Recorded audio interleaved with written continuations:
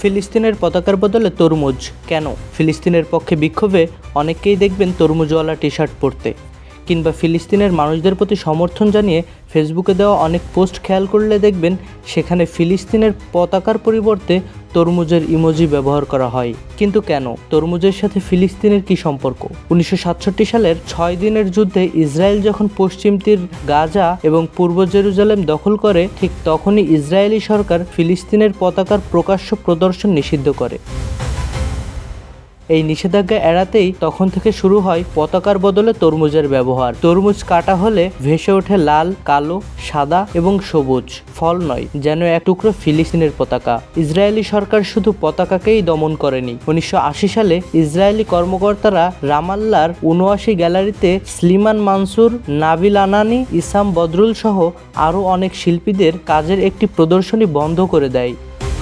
চিত্রশিল্পী স্লিমানকে ইসরায়েলিরা বলেন, ফিলিস্তিনের পতাকা তো নিষিদ্ধই, রঙগুলোও নিষিদ্ধ। তখন ইসাম বলেন, তাহলে যদি আমি লাল, সবুজ, কালো এবং সাদা রং দিয়ে একটি ফুল আঁকি?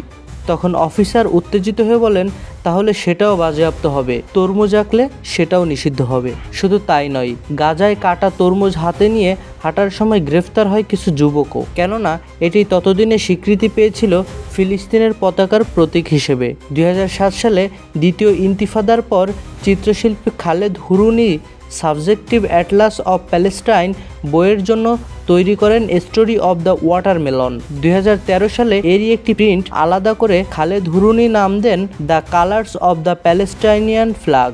তখন থেকেই তরমুজ ও ফিলিস্তিনের পতাকার যোগসাজশ বিশ্ববাসীর চোখে পড়ে।